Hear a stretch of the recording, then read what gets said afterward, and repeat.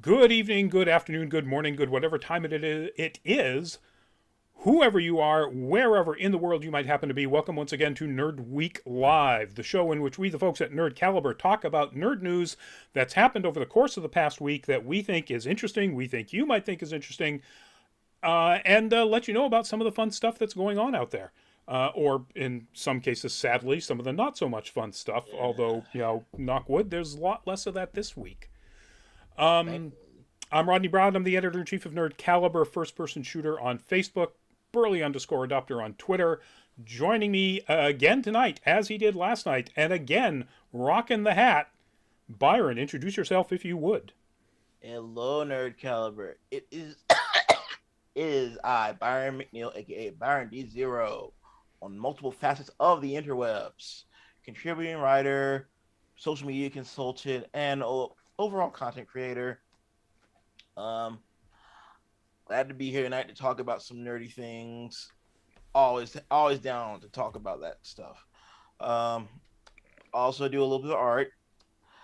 I want to do another plug in for my new webtoon series, Sisterhoods. It is a a little Red Riding Hood inspired post-apocalyptic story, and I've got two episodes in. Not doing a new one this week because the holiday, but I try to post like once a week if I can. Life happens. Cool, Check it cool. out. Check it out, folks. Please check it out. And just to make sure that everybody who might be worried, I'm pretty sure that's not COVID. So let's, don't worry about that. And in the chat already, Torta Frito, welcome to the show. And we are, in fact, vamosing right now. And I don't think we got anybody else in chats on any of our other streams currently. Let's take a quick look. No, we're good. And before we get into the news, we are going to ask you to check this out. That is our stream on Twitch. If you have a Twitch account, we'd love to have you go to twitch.tv/nerdcaliber. Follow us on Twitch. We're trying to get those numbers up to come closer to our Facebook Live and YouTube numbers. We stream live on Twitch and have for a couple of years now, in addition to Facebook Live and YouTube. So if you have that Twitch account, please do check us out. And now we're going back to the show, as they say. Our first topic, and this is definitely golf claps here, like big golf claps. The anime One Piece has reached its 1,000th episode. Episode. Happened this last Saturday. The manga has already hit 1,000 chapters. In roughly the same year, in roughly the same year, give or take a couple months. Yep. And so, if you are a fan of One Piece, kudos to Oda-san and everybody else involved, the people involved at the anime, Toei Animation. Been doing this for Over 20 years. yeah, yeah, more than 20 years. Sexy Black Beauty 88. Hello, welcome to the show. Um, I've now we have among the two of us a dedicated One Piece fan. I'm not that person. Um, you know, to jump into it now, I'd be jumping in at the beginning of 1,000 episodes on the either the anime or the manga. But Byron, give us a sense of what this means to an actual One Piece fan. It's a big deal. It's like it came in like the series came in at a time where it was primed to be the next big thing, and now it to have gained this much goodwill over 2 decades. It's really something special, and the fans that truly love it, they're down for the cause. It's something of a national treasure in Japan too. Oh yeah, I went like I went to when I visited Japan in 2007. This was during the 10-year anniversary of the series of the manga, and boy, did they pull out all the stops. They did like a life size replica of the ship, the Thousand Sunny. and they had like stores doing like specialty snacks and everything. It was a big deal, and in later celebrations, they did like they did an anniversary movie, One Piece Stampede. It's definitely a big deal, and even with the 1,000 episode, they did a they reanimated the very first opening, We Are, which has become synonymous with the series. If you want to get a sense of what the series is like without doing this entire commitment, Crunchyroll's YouTube put up a video where they have 1 second out of every single episode in order, and it's more than 15 minutes long, with just 1 second per episode. It's actually 17 and something because there's an intro and so on. But I would also recommend checking out Mother's Basement's latest video about One Piece. Yeah. If you're a fan, he's got some really good stuff. He became a huge fan this last year, in part due to COVID, giving him time to do this stuff. And he's got some great breakdowns of the best episodes, the best openings, stuff like that. He even makes a good recommendation for anyone that's on the fence about One Piece. Yeah. I'm not on the fence. I am 100% not able to commit to that, or not willing to commit to that. So that's I'm not a fence strider on this one. The next movie is being worked on right now. One Piece Red. So the story isn't over, there will be many more anime episodes and manga chapters and so on to go. We're hitting a climax with it. Hmm? The series is definitely hitting a climax. Yes, yeah. From what I understand, Oda-san has said that he has an end in sight. When he will get there, who knows? And correct me if I'm misremembering that, but hasn't his wherever he publishes this, haven't they basically told him that he needs to start slowing down for his health reasons?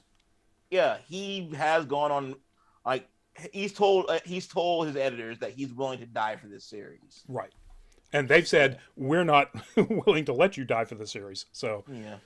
Kodoshi is a real thing. It is. The Japanese concept of working yourself to death. Yep. Anyway, moving on to our next story. And we'll do this one really quickly. And essentially the only reason I'm doing this is because I'm a huge Dune nerd. And the news is that Dune, which did get a day-date release in both theaters and on HBO Max, has come off HBO Max. It was designed to be there for just a month. And it will hit the various video-on-demand pay services on December 3rd for a big chunk of change. It's like $30 to buy or $25 to rent. Oof. But then on January 11th, it will come out with a physical actual copy. So nice. Blu-ray, DVD, 4K in some cases. And the Blu-ray is going to have a ton of extra specials. I'm not going to go into them here because, again, I wouldn't put this up here because it's essentially free marketing for Warner Brothers and HBO Max. And it's like, pay for your own marketing. But it's Dune, and I'm a Dune slut, so just no way around it. This news right before the show snuck in as like a little thing buried in the middle of an article on Deadline. So the article is about an interview with, I'm going to get the name right, Jennifer Salke, who is the head of Amazon Studios, mostly about how successful Wheel of Time has been, or is currently, because it just started airing. But halfway down, buried in the middle of that, when they start talking about other things that are in development, like, we know they've already, they're working on the next season of The Boys. It's about to come out. They're working on the Lord of the Rings series, set in the Second Age. That's got a long time before it comes out, but it'll happen. Was the fact that they are really close to nailing down the rights to make a Mass Effect series. Oh boy. Um, Knowing how well they've done with The Expanse, even though this is the last season it will be on, this upcoming season in December, will be the last season it's on Amazon, and maybe therefore anywhere. They can do sci-fi really well. Um, Honestly, I'm kind of looking forward to that. Amazon money to make a Mass Effect series or movie, but they're not going to make just a movie out of that. If Of they get course the not. rights to that, it's Amazon. They're gonna milk that cash cow dry. Exactly. This is in an article in Deadline, and it's part of an interview with Salke. So I'm going to assume that this is a legit piece of reporting. Again, not they haven't signed it yet. They are close to a deal, according to this Deadline article. So I'm looking forward to that. It's one of my favorite science fiction RPGs. Yeah. It's still one I haven't finished completely.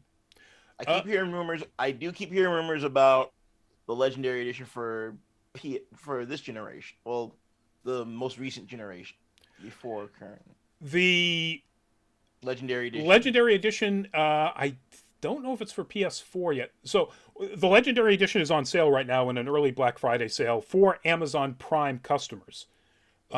Significantly cheap, but it's only for console, and it might have been just Xbox, which would sucks. Yeah, it would suck. Because I'm a PC gamer. Welcome to the show. I absolutely afraid I cannot read that script, but I hope you enjoy it. Welcome to the show. All right, moving on. Our next little bit of news. That is from the recent movie Clifford the Big Red Dog. The news is that Paramount has already greenlit a sequel. And I understand that movies need to be in movie houses, and this was a day date. It was in the theaters on November 10th and on Paramount Plus, same day. It's only made, it's made, and I guess this is enough to, from 34.6 million domestically here in the U.S. in the theaters. It was the biggest original film run on Paramount Plus to date. Really? Yeah. Now, That's granted, kind of Paramount impressive. Plus is a new service. It's only about a year old, I have it. and I have it too. But, come on, studios. If that's one of the metrics that make you want to make a sequel to a movie, if you understand, that premieres and success on home, like Netflix does and Amazon does, do these day dates. Some of us aren't ready to get into theaters. Some of us have a hard Mhm. time getting into theaters. You know, Even without COVID. even without COVID, don't, please stop disrespecting people who have challenges for crowds in theaters. Because that's really what you're doing, studios. And this isn't my Could We Be segment, which is the end of the show, so I'll stop ranting. But I haven't seen it. It's getting pretty good reviews, actually. So, Yeah, you know compare like I've for the longest time I had a very opinion about children's book adaptations because they usually turn to Alvin and the Chipmunks. But I mean, then you get masterpieces like Paddington. I was just going to say, the bar has been set by Paddington. And it sounds like Clifford, I mean, it's not up there, but it's closer to that than it is to Alvin and the Chipmunks. Yes, Yeah. and or Peter Rabbit. Peter Rabbit. Yeah, but Peter Rabbit was all animation, right? It wasn't a No, combo. no, It it was. was Oh, combo. you're right. It was a combo. Ugh. Yeah, I forgot about that. Ugh. Yeah, I wish I could. I wish I could forget about it. Well, hopefully we'll get something that you're watching. Pardon me.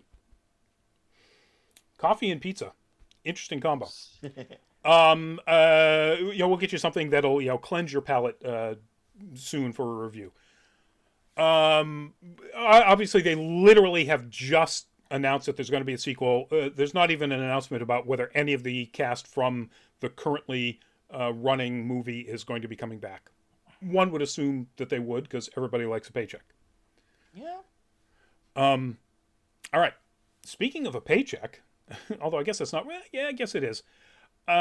So this is Scarlett Johansson in one of my favorite roles from the movie The Prestige. One of Christopher Nolan's best that isn't in the Batman, milieu. But the news is about Scarlett Johansson, and okay, this isn't the news, but this last week she won this, I guess, fairly prestigious award, the America Cinematique Award. At the award, a bunch of people spoke at the awards. Kevin Feige was one of them, and he just sort of casually dropped this. I'm going to have his exact quote. We're already working on another non-Black Widow related top secret Marvel Studios project with her as a producer. Ooh. And the speculation cogs started turning. The hamsters were running crazy in there, man. So producing doesn't mean starring, but she's playing nice. Well, she's playing nice. So first off, once the whole lawsuit thing was settled, and it was settled in her favor, now everybody's back and happy, and she realizes that that's a great business to make a buttload of money from. Yep. So, like I said, everybody's playing nice. Assuming she's not in for starring, which would be really weird, and I don't think the MCU would let her do that, to take on another starring role. Of course not. Because she's so identified with Black Widow. Then it could be literally anything. It doesn't have to be a female-led project, but considering how strongly she was pushing for female-led... A-Force. Well, I guess...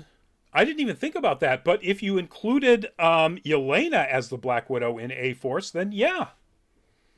In case you don't know this, folks, you can obviously go look it up, but Marvel Comics was sadly a fairly short-run all-female team called A-Force that came out of the whole Secret Wars Battle Planet thing. And it was really a good team and a fairly well-written team book. Sadly didn't go far enough. They didn't give it long enough legs. I think this is still the case in Marvel and most or many comic book companies, is that female-led and female-directed product has the sort of early 2000s Fox TV cycle of, oh, wow, this isn't really a super hit, even though we're not completely done with one season. Done. So, but anyway, yeah, look up A-Force. It's a really good book. That would be fantastic. I was trying to think of an individual that, she could get behind as a producer. Spider-Woman. That would be dope. That would be very dope. But yeah, if, your mouth to Kevin Feige's ear, A-Force, please.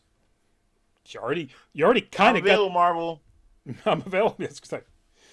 We'll start writing now. They kind of already sort of set it up in Endgame. Well, Infinity War and then Endgame. Yeah, but that was ham-fisted. That was ham-fisted. Yeah, one of the odds that all of those female superheroes would just sort of converge at the same time. You're right. But still, it was great to see. All right, so our next... Girls get it done. Girls get it done. I really like this, both because I like the actor and I like the implication of what's probably this means. That is the amazing Delroy Lindo. The news is he has been cast for the upcoming Blade MCU movie that will be starring Mahershala Ali.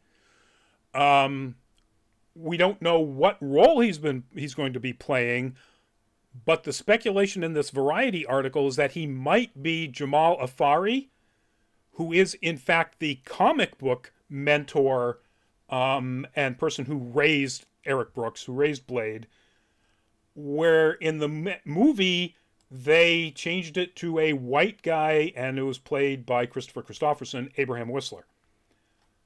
No disrespect to that role. I think that was, while it was not what was in the comics, Christopherson killed it. It was a good role, and it was well written. Now, which correct me if I'm wrong, but my first introduction to Blade was in the Spider-Man '90s cartoon where Whistler was a part of his team. Yes. So Yeah. he was a teammate, but he was not his mentor. No. Yeah, he was a Okay. teammate. There was a Whistler, but he was, in the movies they took that character, that name anyway, and made it the character who in the comics is Jamal Afari. Okay. And if that is who Delroy Lindo was playing, well, whoever he's playing, I'm glad he's in there. I mean, even if he's a villain, I'm glad he's in there. But if that is who he winds up playing, then That would be awesome. it would be awesome, and it would really tie into what Marvel has been doing in trying to correct a lot of. I mean, you can't call this a Marvel mistake because it wasn't a Marvel movie, but a lot of mistakes that were done in the comics.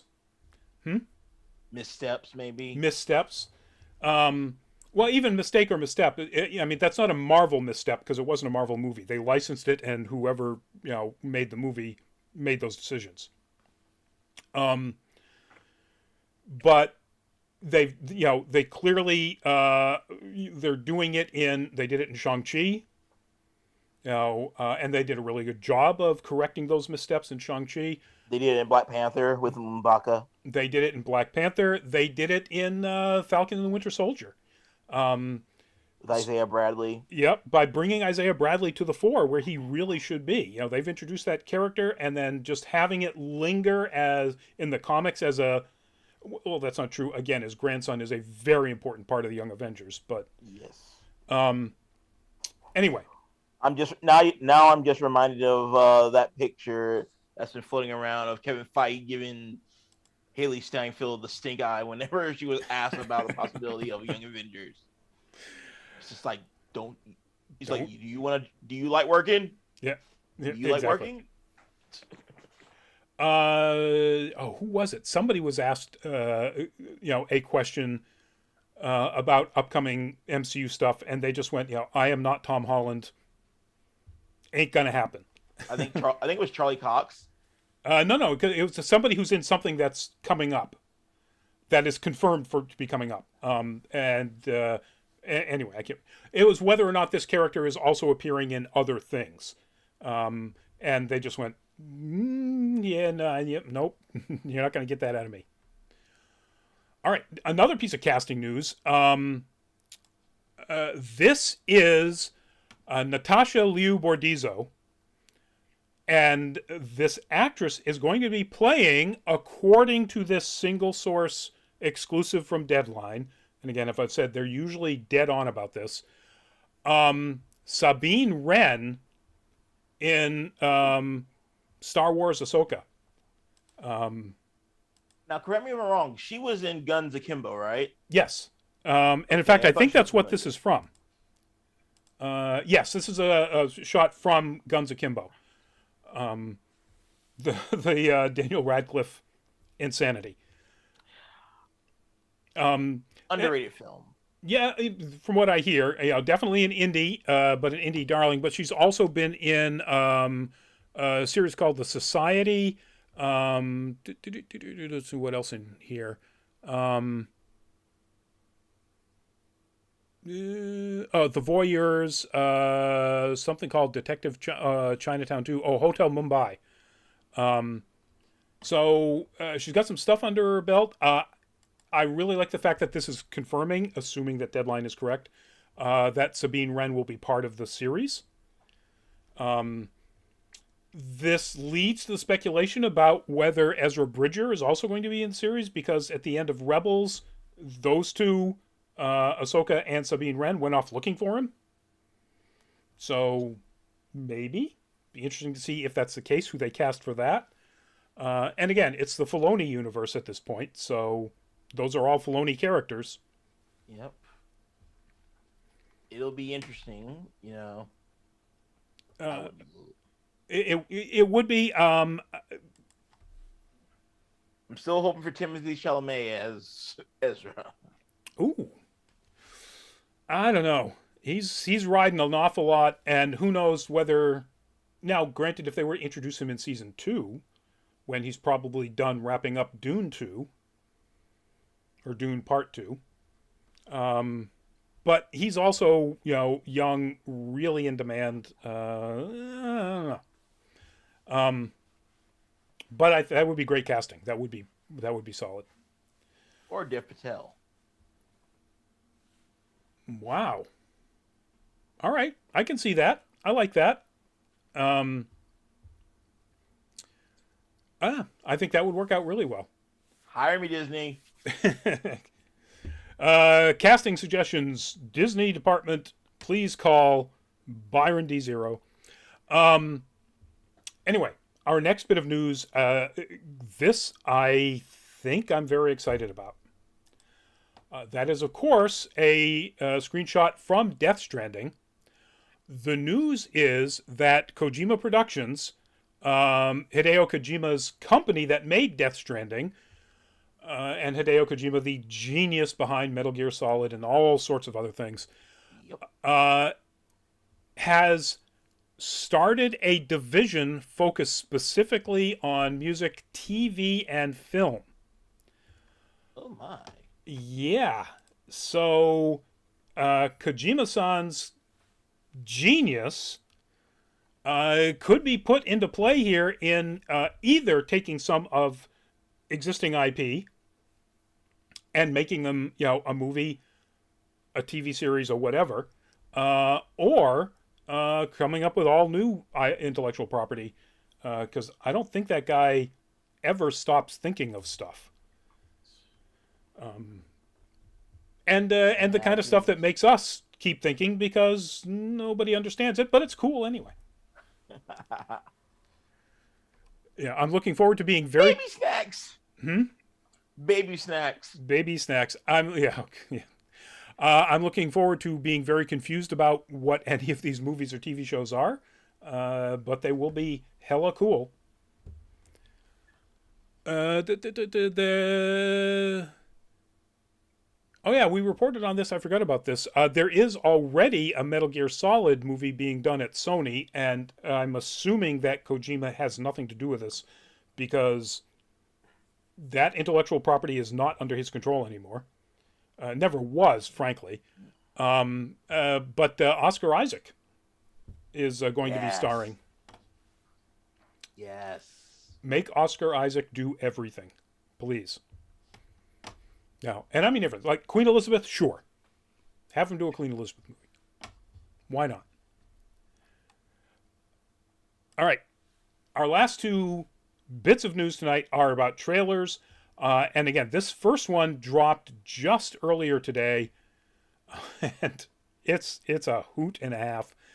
The newest trailer for the League of Super Pets dropped. And it really ratchets up the comedy. It explains possibly where the powers for the various other super pets came from, other than Crypto the Superdog. It introduces Superman, and we find out that Superman is going to be voiced by John Krasinski. Ooh. Yeah. And in the bits that you see him, he's in maybe the first third of the trailer. He kills it. I mean, I would have preferred Timothy Daly, but Yeah, I don't know. Listen, have you watched this trailer? not yet. Go watch it. Listen to his voice. He's got a wonderful Superman-ish, almost Tyler Hoechlin, Superman and Lois-ish kind of tone to him. It's really he's really good. And there may even be a tie-in to that. Don't want to give spoilers. The nature of how the animals got their powers may tie into something that's a vital part of the Superman and Lois series. Without actually being part of the plot or anything. It's anyway, I don't want to go into it. when you watch the trailer, you'll get what I'm talking about the animals getting their powers, and then you can sort of assume that some of that plays a role in the Superman and Lois series if you haven't seen the series. And you get a lot more, obviously, of Dwayne Johnson as Crypto and Kevin Hart as Streaky. no, Streaky? the Bat Dog, Ace. Ace. Yes. Um, I don't know if it's Ace or not, because in this, he's a like a English bulldog, and Ace is very much like a Doberman or something, right? Yes. Yeah, maybe it's not Ace. But it's typical Dwayne Johnson, Kevin Hart. It's really funny. Yeah. So definitely check it out. Kevin Hart tends to chew the scenery too much for my taste. He does. The Jumanji movies, he was reined in quite a bit, and I thought he did a great job. Particularly because he was forced to play a character that wasn't Kevin Hart.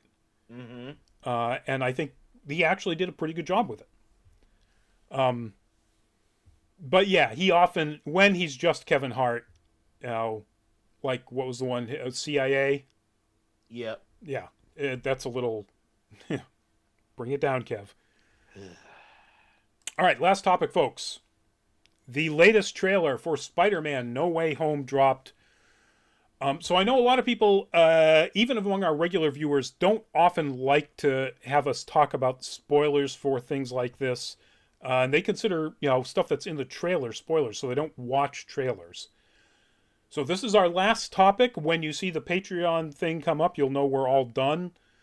So if you want to turn your audio off or what have you, or if you're watching this after the fact, and you decide that, this is it, and you're going to, bid us a goodbye, that's fine.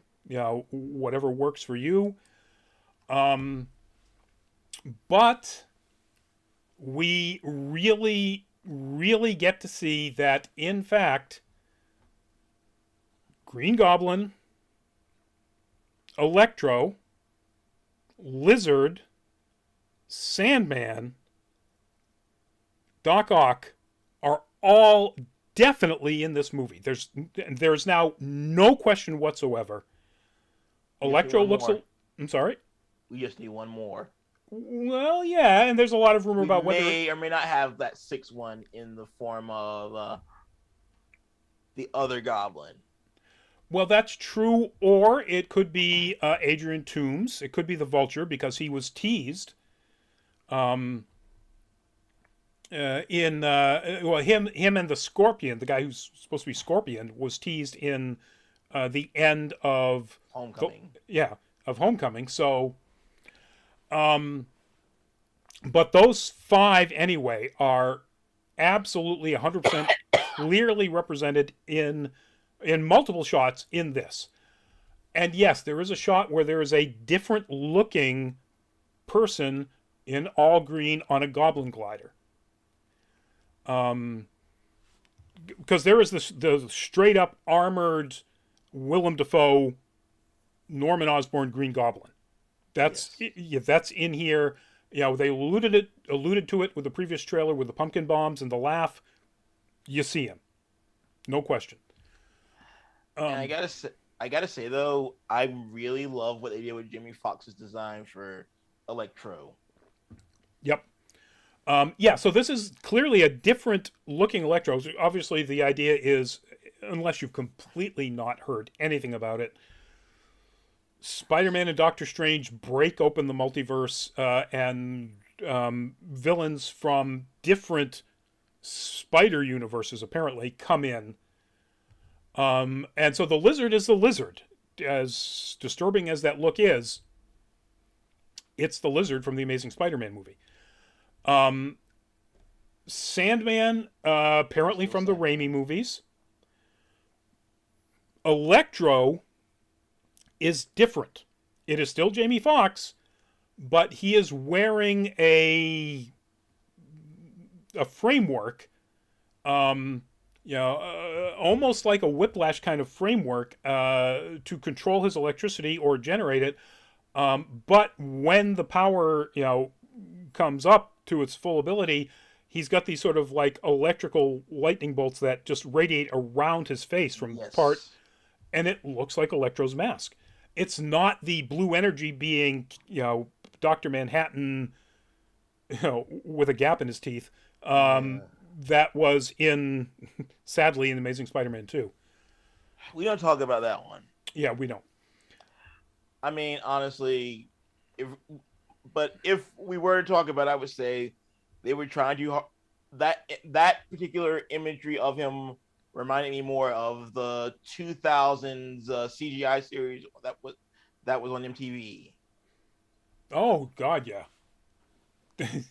One of the many things in the Marvel overall oeuvre that I have mostly forgotten about, and I'm assuming most people have too.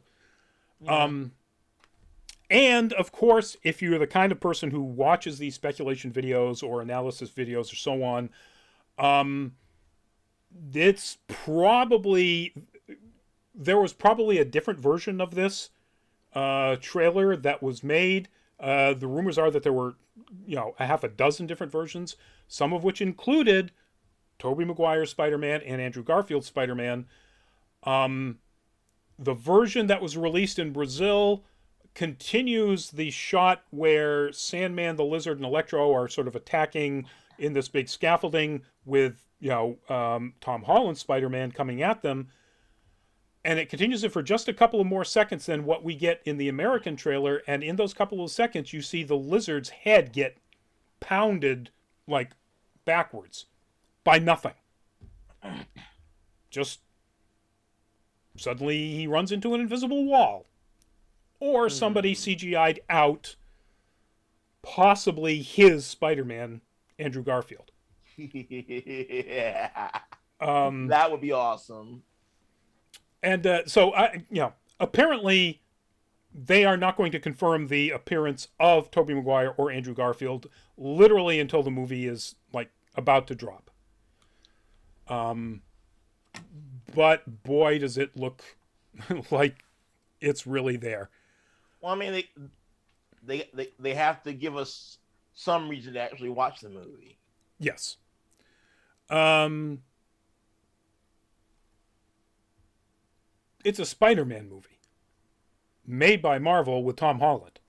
I mean, we're gonna watch it, whether Garfield and Maguire are in it or not. December 17th, folks. It's Sony, so that means it will be theaters only. And again, that pisses me off, but we've had that discussion. Yeah, we have. You know what? I'm going to bring up our Patreon now so people can actually see that we're done. Before we get to our could we and our goodbyes, if you get a chance, folks, go to patreon.com/nerdcaliber. Check us out. If you feel like you want to support us, you can do it under 3 different tiers. The lowest one is $2 whole. Basically, what we're trying to do is, use that money to get to more cons, give you guys more things to watch on YouTube and Facebook Live, Twitch, and so on. More articles and photos and so on to go up on nerdcaliber.com. Patreon.com/nerdcaliber. All right. Before we say our goodbyes, Byron, do you have a could we please, could we not? Could we please not be jerks on the highway this weekend? It's the holiday, it's the beginning of the holiday season officially. We're still in quarantine. We still have things that we need to do. Let's be mindful of everyone else on the road, and not just the road, but in the stores as well. Like, I know you gotta get your kid the next big thing that's in stores, but dial it back. It's not worth fighting people over. Cool. All right, I'm going to try to torture my way around to a Thanksgiving or a be thankful thing for this one as well. So could we please continue to be thankful for those dedicated workers at Activision Blizzard who, with their walking out and their constant discussion with the media about the need to change the culture, not only in Activision Blizzard, but all throughout gaming to eliminate this, wide-ranging acceptance at the highest levels of sexual harassment, of actual abuse. And could we please be thankful for them to keep putting the pressure on to have Bobby Kotick's firing be the thing that really starts people taking this seriously. Floodgates open. And I got to say, if he gets fired between now and Thanksgiving, that's going to be my Thanksgiving wish at the table. Or Thanksgiving. I would be very thankful. I would be very thankful for that. And on that note, folks, that's it. That's our show. Byron, give us a goodbye. Hey guys, thank you again for stopping by for Nerd Caliber's news show. It's a good time. Always glad for the comments and the questions. Check out my webcomic again on Webtoons. It's Sisterhoods. Happy Thanksgiving, guys. And we will not be having a full fat spoiler chat this week because of the holidays here in the U.S. And that means that our next show next Monday is Anime Octane, which I haven't picked yet. So Byron and I will probably be talking about that, being the two biggest anime nerds. And so we'll let you know what that show is coming up. And then, of course, Nerd Week Live next week. Next Thursday, full fat spoiler chat will be Cowboy Bebop, the live action Netflix version.